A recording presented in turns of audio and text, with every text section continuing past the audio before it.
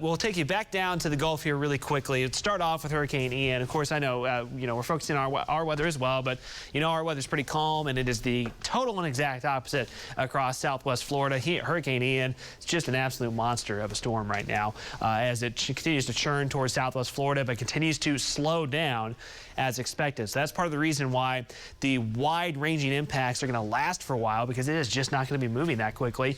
You can see on that radar display, I mean, just, the classic look, which is what you don't want to see. And what often happens here, if you look really closely in the eye here, you can kind of see all these like little kind of miniature little concave areas within that. There's little mesovortices that go around the eye of the storm that can be even stronger winds than what we have shown here. But 155 mile per hour sustained winds is just below Category 5 status. I mean, of course, whether it's 4 or 5 is kind of, not this a huge difference at this point. It is going to be devastating as it makes landfall. Now, yesterday, in the last couple of days, it looked like the center of the storm would be near just north of Tampa. That has shifted a little further south. That doesn't mean Tampa's totally in the clear. It just means that's where the core of the strongest winds go, near Fort Myers to Cape Coral, and then just south of the center of the storms where that storm surge is maximized.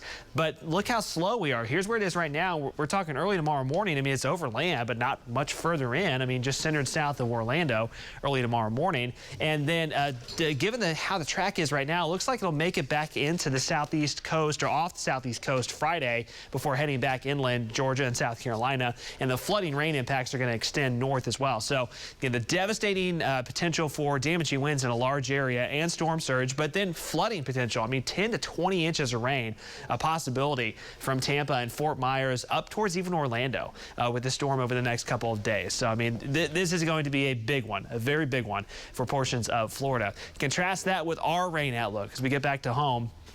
A big zilch yet again, as we talk about, at least for the next week or so. We are bone dry, getting even drier. So drought continues to worsen. Burn bans more and more continue to get issued. As I mentioned, almost on a daily basis at this point. So this map will continue to change. But notice at this point, we're starting to get to the point where more counties than not have burn bans. And if you're a county that's not under one, that may change in the days ahead, because the fire danger continues to significantly worsen. Basically, any breezy day at this point is going to be a problem. Temperatures this afternoon, of course, that's all the negatives. I know we don't want to always be negative here, but it's stuff that has to be discussed. But the positive is beautiful weather.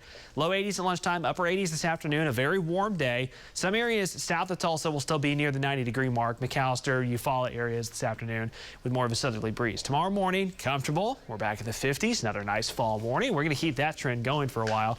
Tomorrow afternoon, highs will be several degrees cooler. A little boundary kind of backdoors in, kind of comes in from the east to west. So highs tomorrow, upper 70s east of Tulsa, low 80s in the metro. It's going to be a gorgeous Thursday. And then we'll kind of keep that trend going Friday. Some spots drop into the 40s, highs Friday in the low 80s. Looking good. And Saturday, basically the same story. We'll roll you right through it here. Not seeing a whole lot of change. So for the first few days here of the Tulsa State Fair, I mean, I don't think it could be much more picture perfect than what we've got tomorrow. Sunshine, a high about 81 degrees, and then we climb back into the mid-80s through the weekend.